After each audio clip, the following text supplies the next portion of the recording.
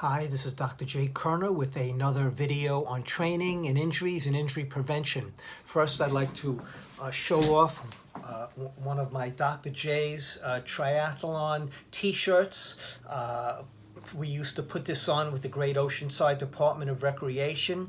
It was a fundraiser for cystic fibrosis, and in the late 90s, early 2000s, I like to think we introduced a lot of children to the sport of triathlon.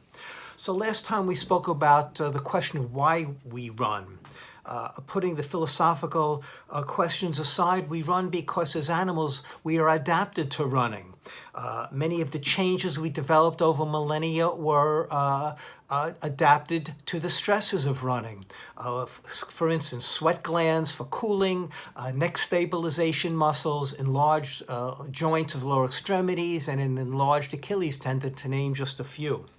So this is actually a two-edged sword because when we went from 4 legs to 2 legs, it put stresses on certain parts of the body that to this day we still hold ramifications for us. For instance, the curvature of the low back. The back was supported perfectly well on 4 legs. Then when we went to 2 legs, it put stresses on certain of these areas. Now, one of the things we're going to key on today is the Achilles tendon, or tendo-Achilles. It functions differently whether we're sitting, whether we're standing, whether it's flexed, whether it's extended. It can help stabilize or slow down or speed up the foot during locomotion. Now, for our purposes, we're going to talk about the spring-like motion of the Achilles tendon. As it shortens, it gathers energy or potential energy, and then it springs back and gives off this energy, or turning the potential energy into kinetic energy.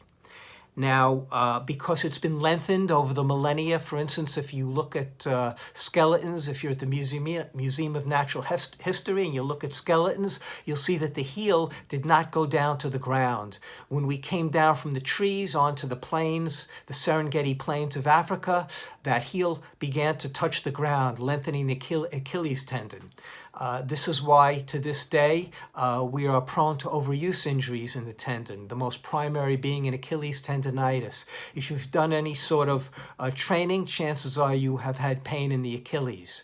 Now, what's the main preventive for this? The main preventive are specific exercises that are called eccentric exercises, meaning the muscle is stretched before it contracts. Now, it's also these eccentric exercises, it's important to do them in a running-related manner. The one for the Achilles tendon is primarily called an eccentric heel drop. You can stand on the edge of the stairs and hold on, go up on your toes, and let the heels drop very slowly and carefully a few inches below the stair. You must do this slowly, and if there's any pain, do not continue this because your whole body weight is supported by just a few inches of tissue. This is an excellent preventive, but again, if there's any pain, do not do this exercise.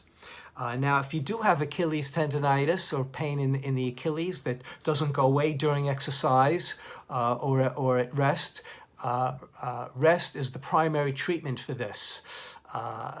You can put a little bit of ice on, but the studies do not really support ice therapy for this. You can take anti-inflammatories to help cut down on some of the pain and perhaps swelling. But rest is primary. Also important is to wear supportive shoes, because if you're walking around in non-supportive shoes, when the foot is flat, when it should be stable, and the heel is wobbling from side to side or bouncing up and down because the heel is too soft, you're pre-fatiguing the Achilles tendon. So it's important for a stabilized supportive shoe also. Now, that's it for the Achilles tendon today. I'd like to mention that local Long Island and internationally known triathlete Barbara Stagnari is doing a self-directed event for the John Thiessen Children's Foundation Friday, May 8th. She's going to run 4 miles every 4 hours for a period of 48 hours. Now, the John Thiessen Children's Foundation provides care and help for sick and needy children of Long Island. Now, if you'd like to donate to this, please go on jtcf.org. That's jtcf.org, and support the foundation. They take PayPal and they take Venmo. This is Dr. J. Thank you.